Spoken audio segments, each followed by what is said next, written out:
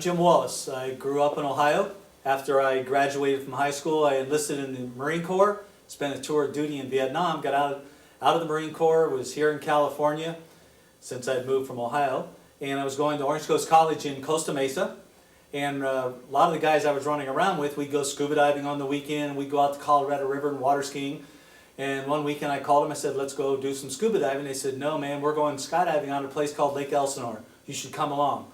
I go, I don't know about that. And they go, come on, even if you don't want to jump, come with us.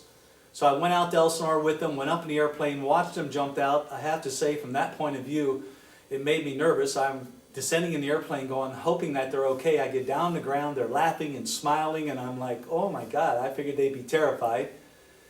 As the weeks progressed, they kept bugging me and bugging me. The only way to shut them up was to make a jump. Made my first jump Halloween Day 1970, static line. Made 5 or 6 more, including getting off the static line and starting my short free falls, but I was tumbling from the aircraft and wasn't doing very well. I got a little scared. I thought, you know, I'm going to quit. So I told my friend for the next jump I was getting ready to go up, if I didn't do well, that was it, no more. He said, give it your best shot. Stepped away from the aircraft for a short free fall, perfect, pulled the ripcord, parachute open. It was an energy level I'd never experienced in my entire life. The adrenaline was flowing. Once I got down to the ground, I couldn't wait to continue on, which I did. And as I'm going along, I didn't have a whole lot of money. I was working part-time at a pizza place and so on. I wanted to jump, so trying to figure out a way to do it and without paying. And I thought, you know what? I'll be an instructor.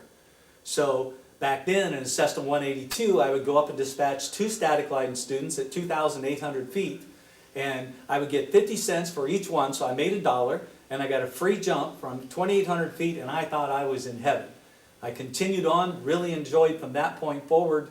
I got my instructional rating beyond that with AFF and Tandem, AFF Evaluator, I'm a senior rigger, a Tandem Master, Instructor Examiner, etc., because I really truly then developed a love for instructing. And some of the people that motivated me in my early years was Roger Kersey, one of my first jump students. Some of my idols was B.J. Worth, Al Kruger, Jerry Bird, Kevin Donnelly, and those are just the people that really kept me into it. I would look at those people, they had thousands of jumps at that time, and I idolized those people, and they're my personal friends.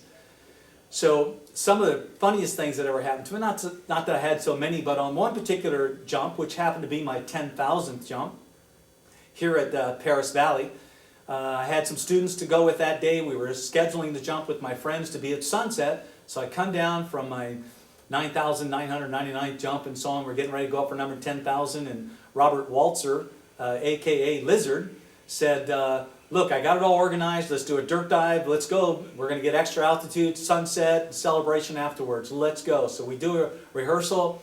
We get in the aircraft. We climb up 16.5 or something, sunset here in California. And I climb out, and I get 3 girls in front of me outside, 3 behind me, and I'm the center floater. Bob gets in the door, looks at me, goes, ready, set. And when on go, I step off real big and open up, and no one leaves the airplane. All 6 girls turned and looked down at me and waved as I'm falling away. So I tried to hug the ball, hoping they would exit in a reasonable amount of time. But the long and short is, it was funny, it was a good time, but I did a solo jump for my 10,000th jump. One of my special moments was, too, a significant moment for me in skydiving was I was invited to try to jump from one airplane to another. And this, I can't remember the exact year, but it was the late 80s, I believe. Could have been the early 90s. I can't remember the exact year. But we took off at a place called New Cayama here in California. 2 of us, myself and Jerry Myers, took off in 2 biplanes up to 16,500 feet. Wing walked out. They pushed the nose over. We jumped off and tried to go over and grab a hold of the other airplane. On the first attempt, I got on and Jerry didn't. The second attempt, I got on and Jerry didn't, but he broke his leg on landing because we just landed wherever we had room and they would pick us up by a helicopter and bring us back. On the third jump, Kevin Donnelly got on board. Kevin had jumped from one airplane and got back in the same airplane before, one of the very, very early people to do that. We go up for this jump, he gets on, I don't. One more attempt, the weather's really gone bad on us and so on, the budget's exhausted, here we go. We go up for that final one, we both make it on, and it was a big special moment in my life, very significant to say the least. I think one of my personal major contributions to the sport of skydiving is when I had the opportunity to start my own skydiving school in 1992 at Lake Elsinore. First of all, I really enjoyed the instruction, and along with that, now owning our own school, we had an opportunity as a safety and training advisor among the other disciplines that we had to share the sport with novices, to experience that big magic moment when they come to make a jump, and to see their faces and to see the thrill and excitement and adrenaline they experience and show when they land. There's nothing like that.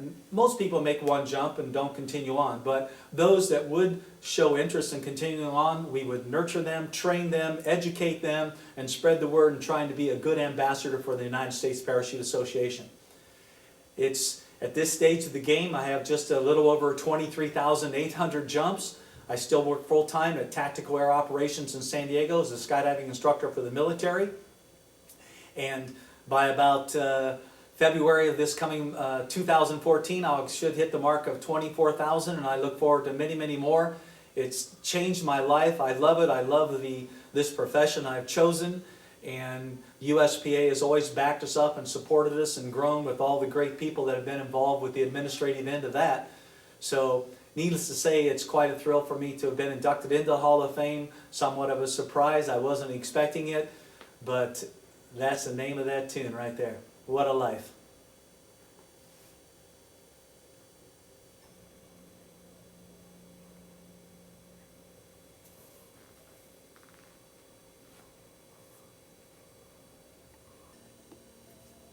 Okay, well basically when I was 16 years old, I saw a documentary about John Vincent base jumping off the St. Louis Arch, and the instant I saw that documentary, I'm like, I want to be a base jumper. It was pretty much that simple. I knew right at that moment that I was going to base jump for the rest of my life. And I was 16 years old, and I basically contacted a couple drop zones, and every single one of them said, well, if you want to be a base jumper, you have to start with skydiving. I was like, really? Why is that? But they basically said, yeah, you first off, you need to learn to skydive, and then after you need to, and you also have to be 18 years old. So I spent the next 2 years of my life just learning as much as I could about the sport, and on my 18th birthday, I did my first 2 skydives. And pretty much that was it. I mean, I've been doing it ever since. That was basically became the driving force of my entire life, and everything that I've done ever since then has revolved around allocating resources to jumping. That's pretty much it. I earn money so that I can jump off of things and jump out of things. And that's become everything that I do and everything that I am. It's completely consumed my entire life. And I can't imagine a better way to have spent the money that I've earned than on jumping out of planes and off of cliffs. It's been an absolutely spectacular way to exist. So I have no regrets of any kind, and I'm actually quite happy that I saw that documentary and that I found flying, and I'm going to continue doing it until the day I die.